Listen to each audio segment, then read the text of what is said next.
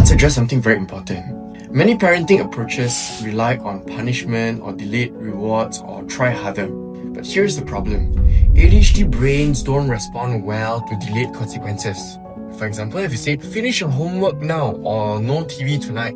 For an ADHD brain, TV later equals to weak dopamine. Current distraction equals to stronger dopamine. So the brain chooses now, not later. That's why punishment often don't work for them also. It creates frustration and it damages the relationship. Today we're going to talk about what it feels like to be an ADHD person and what is happening in their mind. Imagine this with me.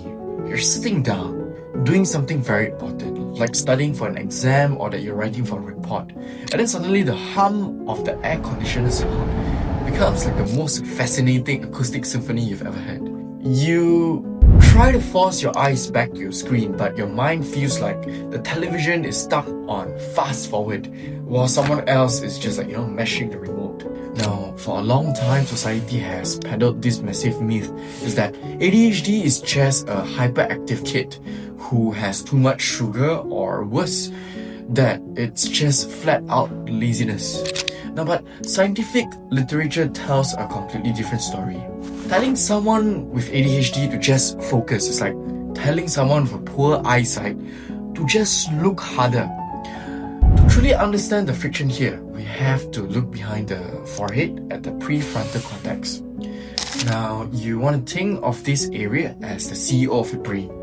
In a neurotypical person, this CEO is highly efficient. It's filtering out distractions, keeping impulses in check. But in an ADHD brain, that CEO is severely understaffed and currently out to lunch.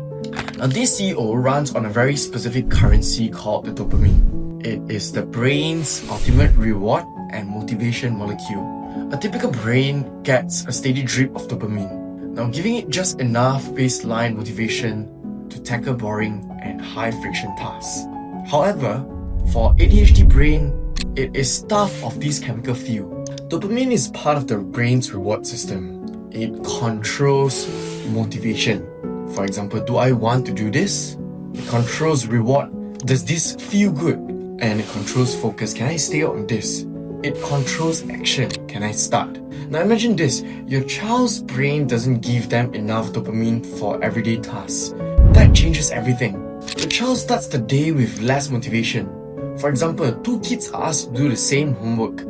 The child A is a neurotypical child. Okay, I don't like to do this, but I'll do it. But then, an ADHD child, this feels so painful, I just cannot start. It's not about attitude, it's about brain chemistry. Now, imagine handing someone the keys to a Ferrari. Now, the engine is an absolute beast. Fast, powerful, and constantly revving. But someone then installed brakes from a rusty bicycle. Because the ADHD brain lacks the dopamine to engage the brakes, the driver simply cannot stop the car, cannot filter out the noise, or force themselves to do something that is very boring. It's a neurological roadblock, it's not a character flaw. Now then, this brings us to a massive paradox. If it's an attention deficit, how on earth can someone with ADHD hyperfixate on producing a track in Ableton, editing a video, or playing a game for 6 straight hours without resting, but then experience a total physical paralysis when they have to open up their Excel file to finish a project assignment? It's because ADHD isn't a lack of attention, it's an inability to regulate it. Neurotypical brains operate on an importance-based system.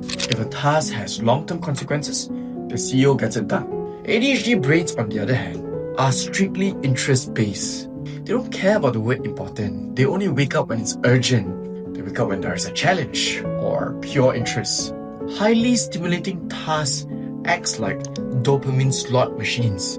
And that's when the time their hungry CEO gets the food he needs, shifting the brain into a superpower called hyperfocus. Now let me give you an example. If you say, finish your homework, it's important. When a child hears it, no dopamine signal. But if you say, let's time you, can you beat this in 5 minutes? Suddenly, hey, there is urgency, there is challenge, there is dopamine. Now they can start. What are some strategies that parents can use? Now, this is the most practical part. If ADHD is dopamine related, then parenting must match the brain. The first strategy, try to make the task interesting. Instead of do your homework, we can try to say that let's turn this into a challenge, turn this into a game. 5 minutes, let's go. Put a timer, set a time, challenge them, and then put a reward at the end. Number 2, break down the tasks. Instead of go and clean your room, maybe we change to say, can you pick up 5 things first? Small wins for them, small dopamine boosts. It's an immediate kind of thing for them. And the third one are immediate rewards. After finishing a task, give them a sticker, give them a praise, well done, or give them a short break, and not telling them that, the reward is at the end of the day. Otherwise, it's just too difficult for them. They need immediate reward. Simply by changing this entire task into a game, or that you break down simple steps for them to achieve, that they feel like I've done something, or that you give them an immediate reward, it changes their learning experience so much. And learning is all about fun. It's fun to learn new things.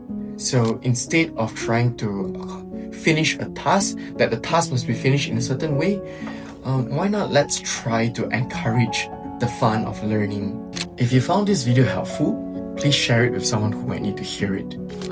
Comment down in the video below if you have any questions or any ideas about extra ideas to share about what ADHD is like. I'm happy to discuss together. I'm happy to learn together with you.